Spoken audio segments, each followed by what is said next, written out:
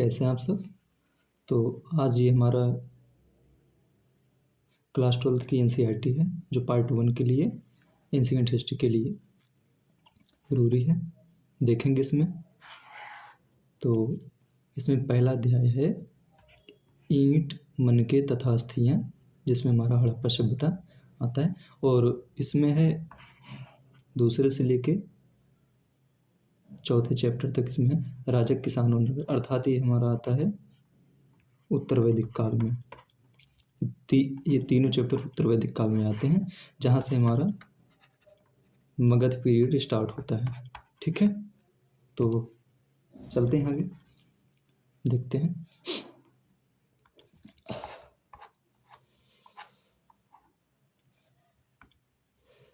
हड़प्पा सभ्यता। हड़प्पाई मुहर संभवतः हड़प्पा अथवा सिंधु घाटी सभ्यता की सबसे विशिष्ट पुरावस्तु है।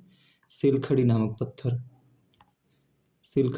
पत्थर से बनाई गई इन मुहरों पर सामान्य रूप से जानवरों के चित्र तथा ऐसी लिपिक के चिन्ह उत्कीर्णित हैं जिन्हें अभी तक पढ़ा नहीं जा सका।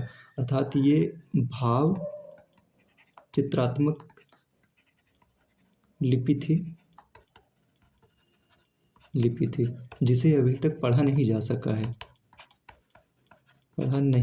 है। ठीक है, सिलखड़ी नामक पत्थर जिससे मुहर बनता था।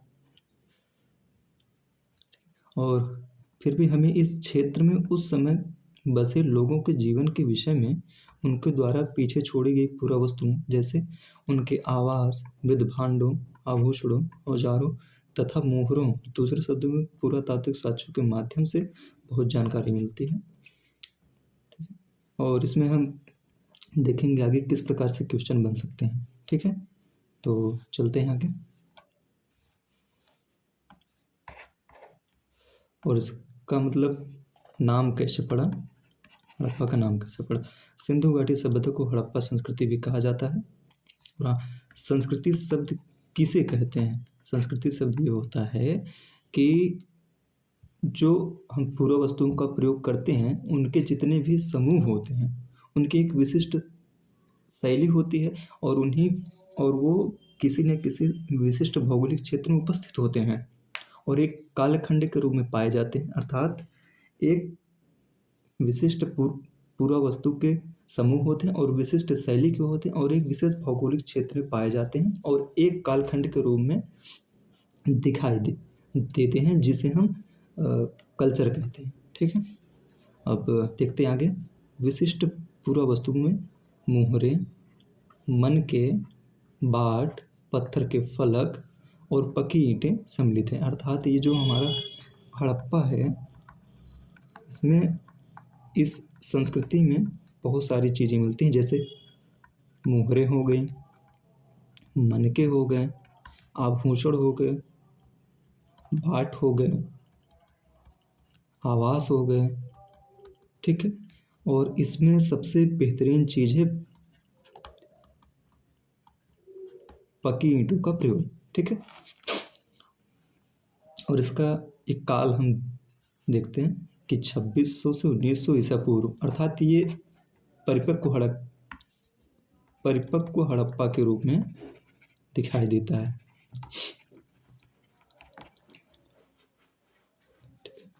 चलिए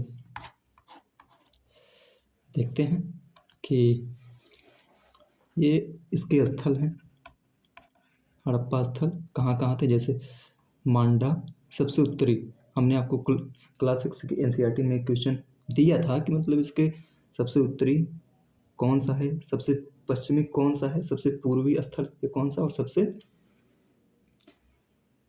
पश्चिमी स्थल कौन सा है। उत्तर में आप देखेंगे ये जो है मांडा, ये जम्मू कश्मीर में है। ठीक है, सुतकांगे डोर यहाँ आ जाए, पूर्व में है। ठीक है, और ये दक्षिण में। आपको ये वाला बताना है, ये बताना है और ये बताना है कि ये किस स्थान पर है। ठीक है, ओके। ठीक है, इसका आरंभ हम देखते हैं कहाँ से। इस मतलब ऊपर के मैप में हमने देखा कि मतलब इस क्षेत्र में विकसित हड़प्पा से पहले भी कई संस्कृतियाँ अस्तित्व में थी। ये संस्कृतियाँ अपनी विशिष्ट मृदभांड, देखो कोई भी चीज़ें जब अलग होती हैं तो वो मृदभांड शैली के, मतलब कोई भी संस्कृति जो अलग होती है वो अपनी मृदभांड शैली से अलग की जाती है। इसी का ये क्वेश्चन है कि कोई भी मतलब जो संस्कृति होती है वो किस प्रकार से अलग की जाती है, तो हम ये मृदभांड शैली, उसमें ऑप्शन था तो ये मृदभांड शैली हम मार सकते हैं। तथा इसके संदर्भ में हमें एग्रीकल्चर, पशुपालन और कुछ शिल्पकारी के साक्ष्य भी मिलते हैं। बस्तियां आमतौर पर छोटी होती थी और इनमें बड़े आकार की संरचनाएं लगभग न के बराबर थी, अर्थात यहाँ पर छोटी छोटी बस्तियां पाई गई हैं। अब देखते हैं कि निर्वाह के तरीके, अर्थात इनके खान पान और एग्रीकल्चर किस प्रकार थे, मतलब ये जीवित कैसे रहते थे, यहाँ के लोग कृषि कैसे करते थे, इनका खान पान क्या था, ये कौन से अनाज उगाते थे और यहाँ से कौन कौन सी चीज़ें प्राप्त हुई, देखते हैं।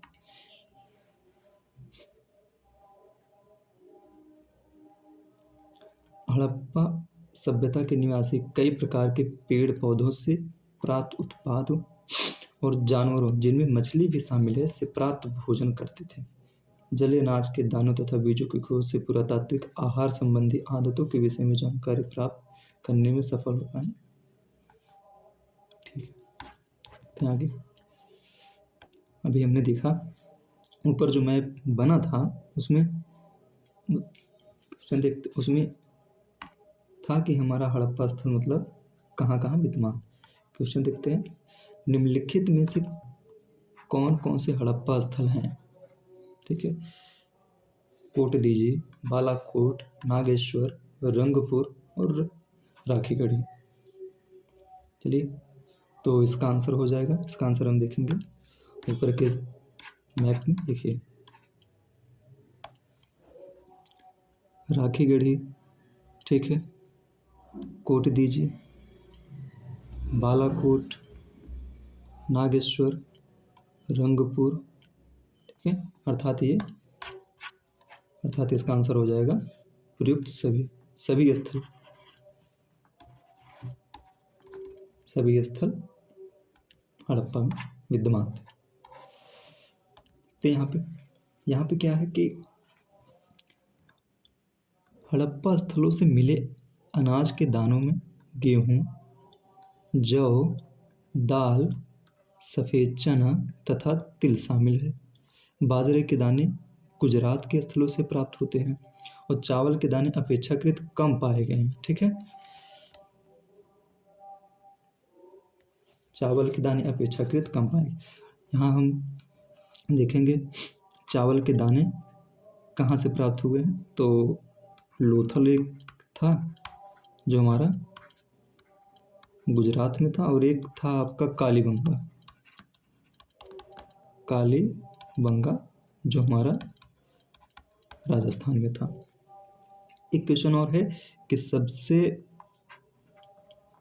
पुराने प्रमाण चावल के कहाँ से मिले हैं। सबसे पुराने साक्ष्य चावल के कहाँ से मिले हैं, ये हमें मिलता है यूपी के लाहुरा देव से। ठीक है, जो हमें दिखाई देता 8000 BC से 9000 BC के बीच में। और एक स्थल है कोल्डी हवा, जो हमारा कहाँ है, प्रयागराज में। ठीक है, जो कि बेलन घाटी के समीप है। ठीक है, चलते हैं आगे, देखते हैं कि ये कौन कौन से पशु पालते हैं, ये कौन कौन से मवेशी आदि देख चीज़। इसमें हड़प्पा स्थलों में मिली जानवरों की हड्डियों में मवेशियों, भेड़, बकरी, भैंस तथा सूअर की हड्डियां शामिल है। और यहाँ पर देखेंगे कि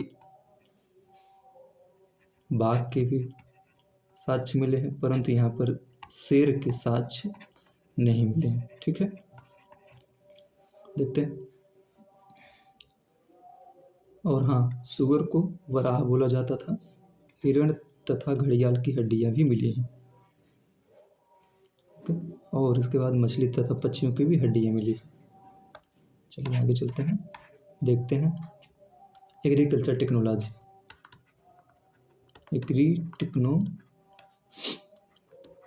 टेक्नोलॉजी, ठीक है। हालांकि लिखा है इसमें कि हालांकि अनाज के दानों से कृषि के संकेत मिलते हैं, पर वास्तविक कृषि विधियों के विषय में स्पष्ट जानकारी मिलना कठिन है। क्या जुते हुए खेतों में बीजों का छिड़काव किया जाता था? मोहरों पर किए गए रेखांकन तथा मृद मूर्तियां यह इंगित करती हैं कि वृषभ के विषय में जानकारी थी, और इस आधार पर पुरातत्वविद यह मानते हैं कि खेत जोतने के लिए बैलों का प्रयोग होता था। ये इंपॉर्टेंट है। चोलिस्तान के कई स्थलों और बनावली अर्थात जो हमारा हरियाणा में स्थित है, इससे मिट्टी के बने हल के प्रतिरूप मिले हैं। मिट्टी के बने हल, देखिए पूछ देता है कि मिट्टी के बने हल के प्रतिरूप कहाँ से मिले हैं? तो ऑप्शन में दो गर है, एक तो हो गया आपका चोलिस्तान और दूसरा हो गया बनावली जो आपका हरियाणा में, ठीक है। दोनों जगह से मिट्टी के बने हल के प्रतिरूप मिलते हैं। इसके अतिरिक्त पुरातत्वविदों को कालीबंगन अर्थात राजस्थान नामक स्थान पर जुते हुए खेत का साक्ष्य मिला है। अब ये तो 3-4 बार मतलब पीसीएस में पूछा है कि जुते हुए खेत के साक्ष्य कहाँ से मिले हैं। जुते हुए खेत के साक्ष्य कहाँ से मिले हैं हमें? ये मिले हैं हमें कालीबंगन से, ठीक है, जो हमारा कहाँ है? राजस्थान। और यहाँ पर ग्रिड पद्धति पर जुताई होती थी, अर्थात एक फसल हमारी इसमें उगाई जाती थी और एक फसल यहाँ, अर्थात एक ही साथ हमें दो फसलों के बोए जाने के साक्ष्य मतलब मिलते हैं, ठीक है। इस खेत में हल रेखाओं के दो समूह एक दूसरे को समकोण पर काटते हुए विद्यमान थे, जो दर्शाते हैं कि एक साथ दो अलग अलग फसलें उगाई जाती थी, ठीक है। और एक चीज़ और है इसमें आगे, अब उगाई तो जाती थी, अब काटने के लिए, अब फसल तो उग गई है, अब उसको काटने के लिए कौन से औजारों का प्रयोग किया जाता था? देखते हैं। पुरातत्वविदों ने फसलों की कटाई के लिए प्रयुक्त औजारों को पहचानने का भी प्रयास किया। क्या हड़प्पा सभ्यता के लोग लकड़ी के बने होते हैं? और हाँ, यहाँ हम देखेंगे कि पत्थर के हंसिए का साक्ष्य मिला है, ठीक है। पत्थर के हंसिए का साक्ष्य मिला, अर्थात यहाँ से फसलों की कटाई होती थी, ठीक है। ओके, चलते हैं आगे। अधिकांश हड़प्पा स्थल अर्ध शुष्क क्षेत्रों में स्थित है, जहां संभवतः कृषि के लिए सिंचाई की आवश्यकता पड़ती होगी। अफगानिस्तान में सुर्तुघुई नहर के साक्ष्य मिले हैं। सुर्तुघुई जो हमारा अफगानिस्तान में है, हड़प्पा स्थल से नहरों के कुछ अवशेष मिले हैं, परंतु पंजाब और सिंध में नहीं। ऐसा संभव है कि प्राचीन नहरें बहुत पहले ही गाद से भर गई थी। ऐसा भी हो सकता है कि कुएं से प्राप्त पानी का उपयोग कृषि के लिए किया जाता रहा हो, ठीक है। अब एक क्वेश्चन देखेंगे, बहुत अच्छा क्वेश्चन है। चलिए अभी जो हमने ऊपर पढ़ा तो इसमें देखते हैं क्या है कि निम्नलिखित कथनों पर विचार कीजिए। पहला कथन है, हड़प्पा काल में चावल का उत्पादन अन्य फसलों की तुलना में अधिकतम था। दूसरा है, गुजरात के स्थलों से बाजरों के दाने प्राप्त हुए थे। तीसरा है, हड़प्पा निवासियों के भोजन में मछली शामिल थे। अभी हमने देखा ऊपर कि चावल के दाने अपेक्षाकृत कम पाए गए हैं, ठीक है। और इसके बाद देखेंगे ऊपर कि जो हमारा गुजरात था, वहाँ से हमें बाजरे के साक्ष्य मिले हैं। और ये हड़प्पा काल में चावल का उत्पादन अन्य फसलों की तुलना में अधिकतम था। ये आपका गलत हो गया, क्योंकि यहाँ ये अधिकतम नहीं, बहुत कम साक्ष्य मिले हैं चावल के, बहुत कम साक्ष्य मिले हैं, अन्य की तुलना में बहुत कम ही इसका साक्ष्य मिला है। और दूसरा है गुजरात के स्थलों से बाजरे के दाने प्राप्त हुए थे, ये एकदम सही है। तीसरा है हड़प्पा निवासियों के भोजन में मछली शामिल थे, ये भी सही है। अर्थात हमारा 2 और 3 ऑप्शन सही है। अब जहाँ एक एक ऑप्शन है तो भाई गलत ही है, अर्थात ये है, हम कट कर देंगे, ऑटोमेटिक हमारा दूसरा वाला ऑप्शन सही हो जाएगा। ठीक है, एलिमिनेशन टेक्निक से। चलिए एक क्वेश्चन और देखते हैं। क्वेश्चन है, निम्नलिखित युग्म पर विचार कीजिए। ये प्राचीन स्थल है और ये पुरातात्विक खोज। ठीक है, लोथल जुता हुआ खेत, बनावली मिट्टी से बने हल्के प्रतिरूप, धौलावीरा जलाशय, नागेश्वर शंख से बनी वस्तुएं। तो जुता हुआ खेत का साक्ष्य हमें कहाँ से मिला हुआ? जुता हुआ खेत हमें मिला है ये कालीबंगन से, ठीक है, ना कि लोथल से। तो ये वाला ऑप्शन हमारा गलत हो जाएगा।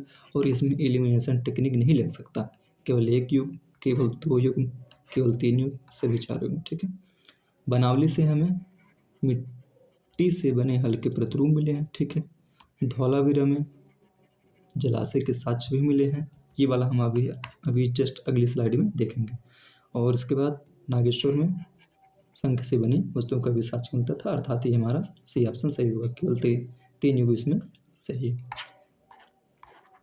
देखिए अभी हम देखे थे आगे कि कुओं का प्रयोग जो होता था वो भी सिंचाई के लिए ही किया जाता था।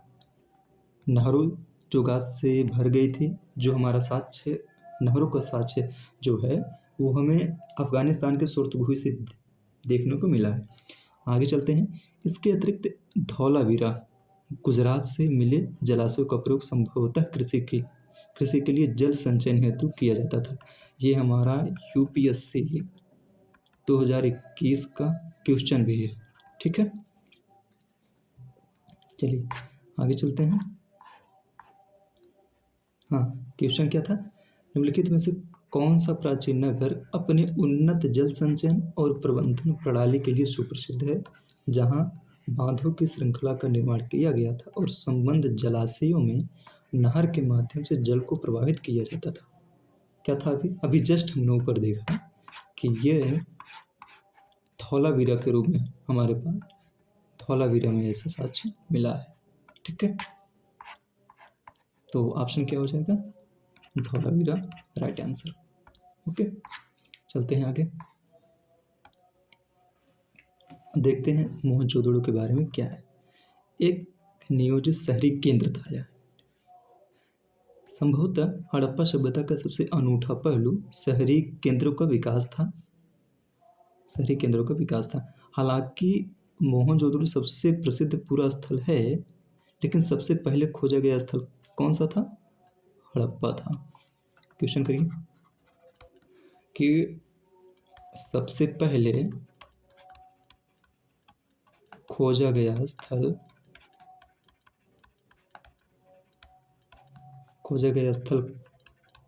कौन सा था? तो ऑप्शन में आएगा मोहनजोदड़ो, दूसरा हड़प्पा, तीसरा कालीबंगन, चौथा लोथल। क्या मारेंगे आप? तो हड़प्पा राइट आंसर। और सबसे जो प्रसिद्ध है वो है आपका मोहनजोदड़ो। ठीक है, चलते हैं आगे। मोहनजोदड़ो में क्या था? बस्ती 2 भागों में विभाजित थी। बस्ती क्या थी? 2 भागों में विभाजित थी। 2 भागों में हमारी बस्ती विभाजित थी। एक क्वेश्चन और है, क्वेश्चन है कि ऐसा कौन सा स्थल था जो 3 भागों में विभाजित था? 3 भागों में विभाजित था। ऑप्शन में हड़प्पा, लोथल, कालीबंगन, उसके बाद आ गया आपका धौलावीरा।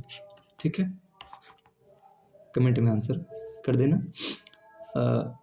ये जो मोहनजोदड़ो था, ये बस्ती 2 भागों में विभाजित थी। एक छोटा लेकिन ऊंचाई पर बनाया गया और दूसरा कहीं अधिक बड़ा लेकिन नीचे बनाया गया। इससे हमें सामाजिक विषमता का भी क्रम देखने को मिलता है। देखिए, दुर्ग और निचला शहर, अर्थात जो ऊंचाई पर बनाया गया था उसे दुर्ग, और जो नीचे बनाया गया था उसे निचला शहर के नाम से जाना गया। ठीक है, दुर्ग ऊंचाई की का जो कारण था वो यह था कि यहाँ की संरचनाएं कच्ची ईंटों के चबूतरे पर बनी थी। अर्थात ये आपका चबूतरा हो गया जो कच्ची ईंटों का था, और इसके ऊपर ये किला के रूप में बनाया जाता था। ठीक है, और बाकी के वो जो शहर थे, निचला वाला शहर, वहाँ पर कोई चबूतरे का साक्ष्य नहीं मिला है। ठीक है, देखते हैं। बाकी निचला शहर भी दीवार से घेरा गया था।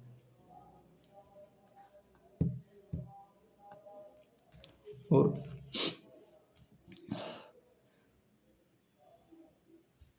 इसलिए ऐसा प्रतीत होता है कि पहले बस्ती का नियोजन किया गया था और फिर बाद के अनुसार कानून नियोजन के अन्य, देखिए, नियोजन के वो कई तरीके हो सकते हैं। जैसे हमारा तो आ गया पहला कि दुर्ग एंड निचला शहर। ठीक है, निचला शहर। दूसरा साक्ष्य पक्की ईंटों का प्रयोग।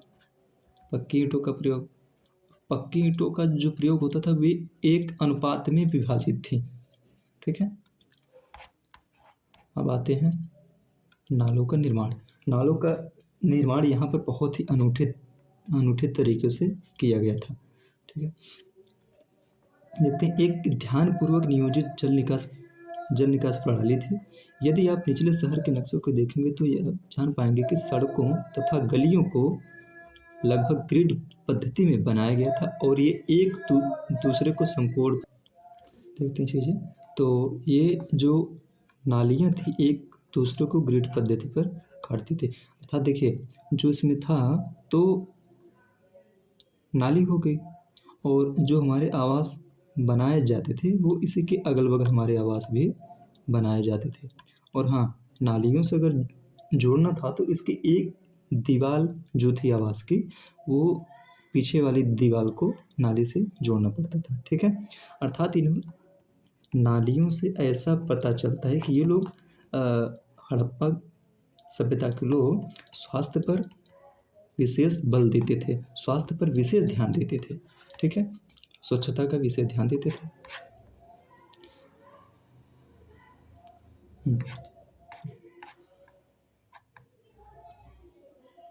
दुर्ग में क्या है?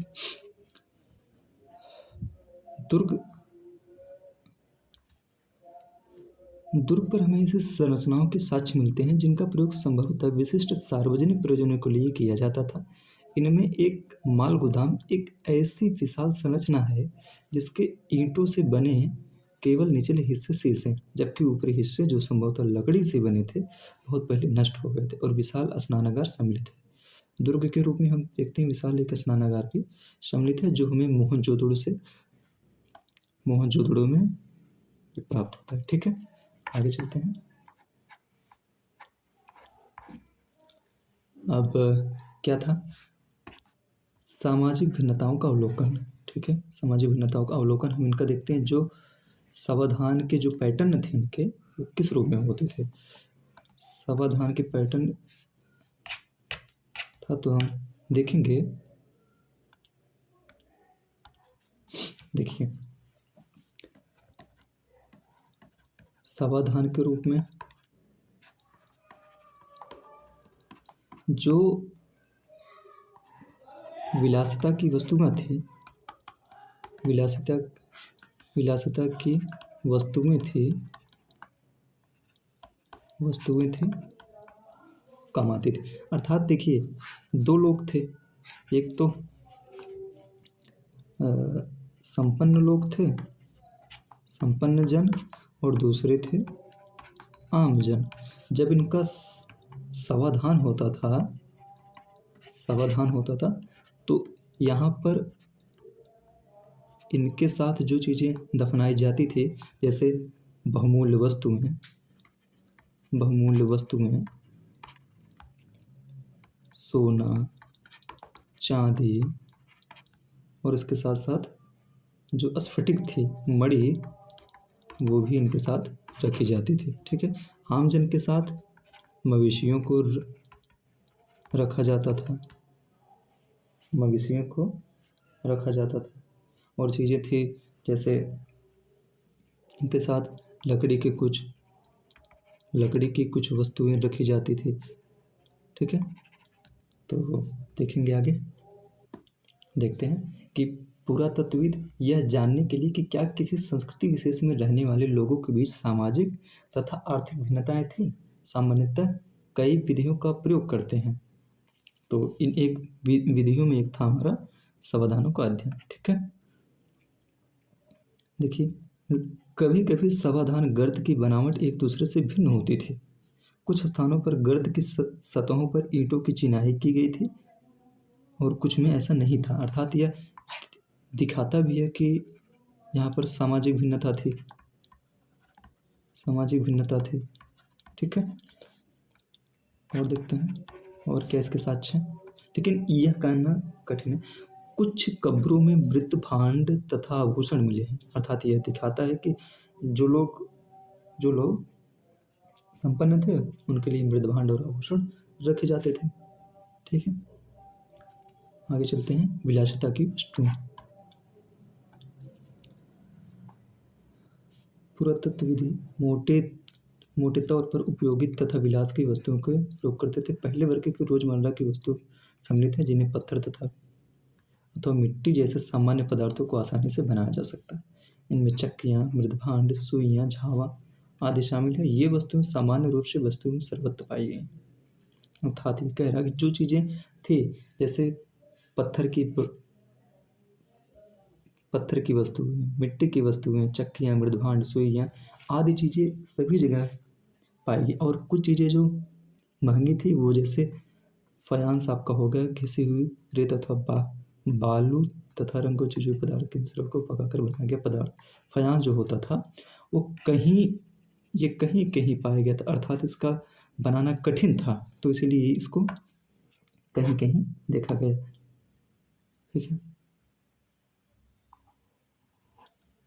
देखते हैं शिल्प उत्पादन के विषय में जानकारी। शिल्प उत्पादन मनकों के निर्माण में प्रयुक्त पदार्थों की विविधता उल्लेखनीय। कार्नेली, सुंदर, लालन, जैस्पर, स्फटिक, क्वार्ट्ज, सिलखड़ी जैसे पत्थर, तांबा, कांसा तथा सोने की धातु। अर्थात इनका व्यापार होता था। ठीक है। के बनाने में होता था। चलिए देखते हैं इनका व्यापार कहाँ कहाँ होता था।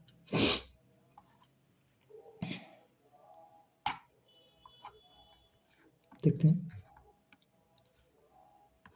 उत्पादन के केंद्रों की पहचान। ठीक है।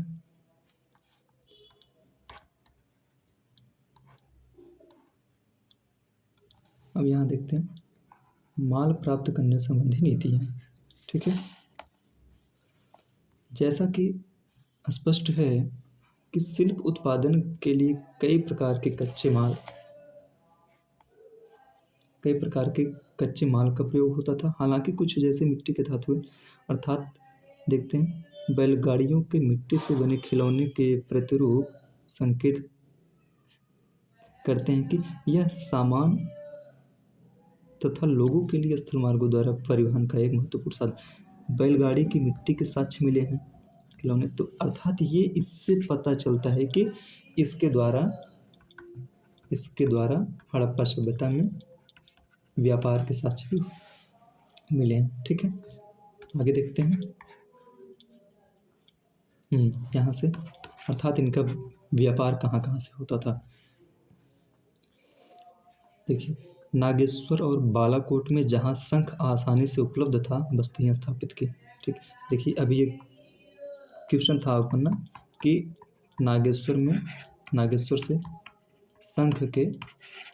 शंख मतलब आसानी से यहाँ पर उपलब्ध था। ठीक है, आगे देखते हैं। सुदूर अफगानिस्तान में सुरतुग जो अत्यंत कीमती माने जाने वाले नीले रंग के पत्थर लाजवर्द मणि कहाँ से मिलता था? अफगानिस्तान के सुरतुग से। ठीक है, सुरतुग से। ठीक है, और लोथल जो कार्नेलियन सेलखड़ी दक्षिणी राजस्थान और गुजरात में क्या है? कार्नेलियन जो हमारा कहाँ से, गुजरात के लोथल और भड़ोस से। सिलखड़ी कहाँ से? दक्षिणी राजस्थान एवं उत्तरी गुजरात से। और देखते हैं, राजस्थान के खेतड़ी अंचल तांबे के लिए प्रयुक्त था, दक्षिणी भारत सोने के लिए था, अर्थात आसानी से यहाँ पर ये चीज़ें उपलब्ध थी। ठीक है, आगे हम देखते हैं क्वेश्चन कि सिंधु घाटी सभ्यता के संदर्भ में निम्नलिखित कथनों पर विचार कीजिए। पहला कथन है कि हड़प्पा सभ्यता में मगान से सोने का आयात किया जाता था। मगान अर्थात ये शायद आज के अफगानिस्तान में है। ठीक है, दूसरा क्या है?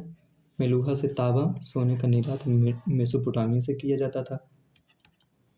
खेतड़ी से हड़प्पा तांबे का व्यापार करता था। ठीक है, सत्य कथन है अर्थात ए है 1 और 2, बी है 2 एवं 3, सी है 1 और 3, डी है 1 2 3 तीनों। ठीक है, बताएंगे इसका आंसर आप कमेंटिंग करके। चलिए देखते हैं कि हाल ही में पुरातत्व खोज इंगित करती कि तांबा संभवतः अरब प्रायद्वीप के दक्षिणी पश्चिमी छोर पर स्थित ओमान से भी लाया जाता था। रासायनिक विश्लेषण दर्शाते हैं कि ओमानी तांबे तथा हड़प्पाई पुरावस्तुएं दोनों से निकल के अंश मिले हैं, जो दोनों के साझा उद्भव की ओर संकेत करते हैं। ठीक है,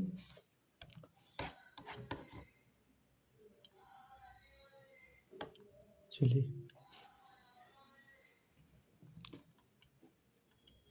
मेसोपोटामिया के लेख दिलमुन मगान मेलुहा समतल हड़प्पा क्षेत्र के पुरुषम नामक क्षेत्र से जानकारी मिलती है, जहाँ से हमें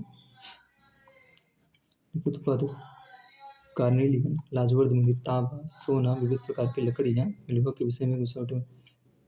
ठीक है, अर्थात हम ऊपर देखें क्वेश्चन कि मेलुहा से ये तांबा ठीक है मिलता था, खेतड़ी से हड़प्पा तांबे का ठीक है। तो ये क्वेश्चन था, इसमें था कि सिंधु घाटी सभ्यता के संदर्भ में निम्नलिखित कथनों पर विचार कीजिए। हड़प्पा सभ्यता में मगान से सोने का आयात किया जाता था, मेलुहा से तांबा सोने का निर्यात मेसोपोटामिया को किया जाता। ये भी सही, ये भी सही। खेतड़ी से हड़प्पा तांबे का व्यापार करता था, अर्थात तीनों ऑप्शन इसके सही। ठीक है, आगे हम देखते हैं। तो ये था हो गया मोहरे लिपि तथा बांट, मोहरे और मुद्रांकन। ठीक है, मोहरों पर गीली मिट्टी होती थी, गीली मिट्टी पर ये व्यापार के लिए अधिकतर प्रयोग किया जाता था। मोहरों का उपयोग व्यापार के लिए किया जाता था, अर्थात ये कभी कभी ताबीज के रूप में भी प्रयोग किया जाता था। ठीक है, तो उस पर कभी बैल के चित्रांकन आपको मिलते हैं।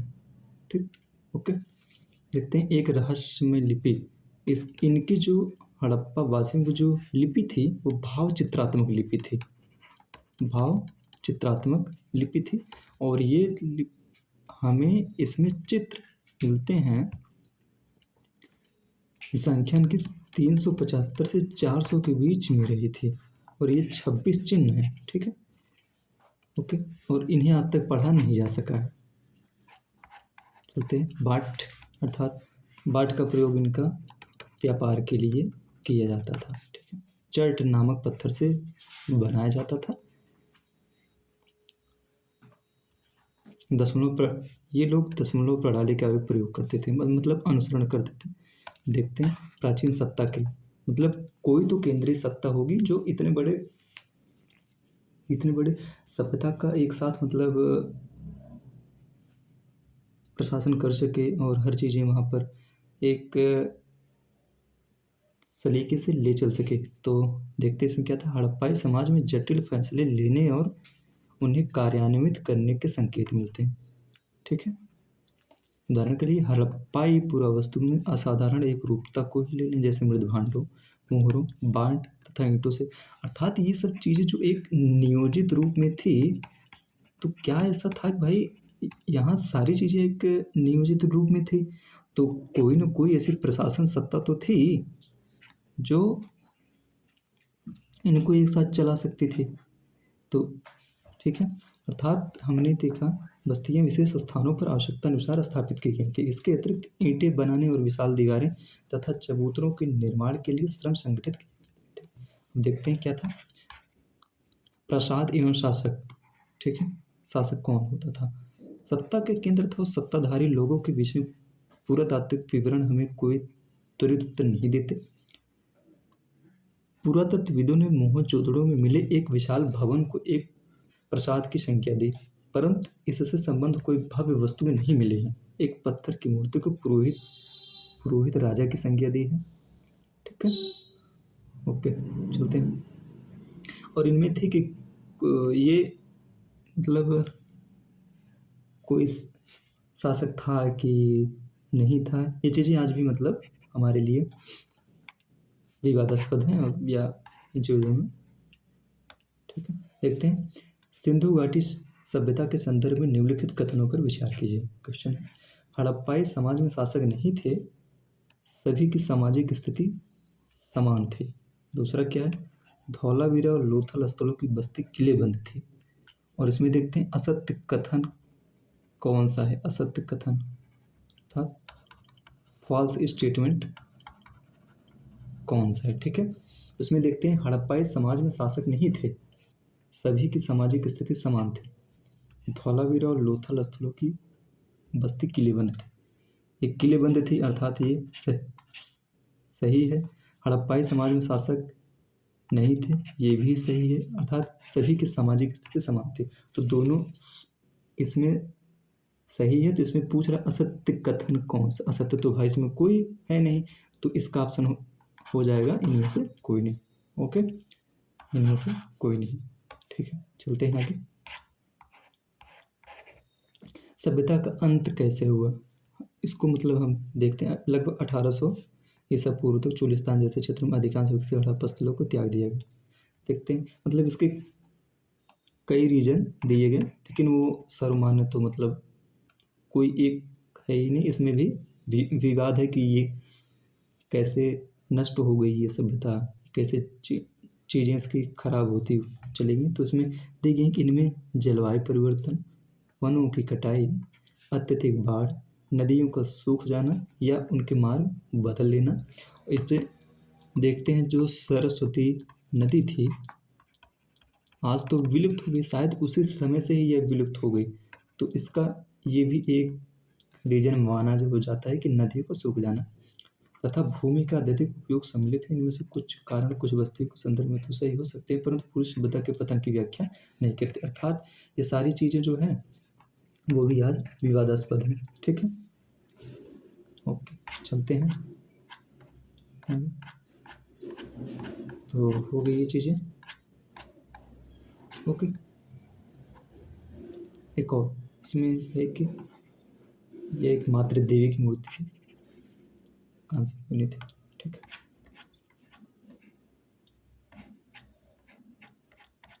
तो ठीक है, आज का ये चैप्टर ये समाप्त होता है। Okay, thank you, best of luck.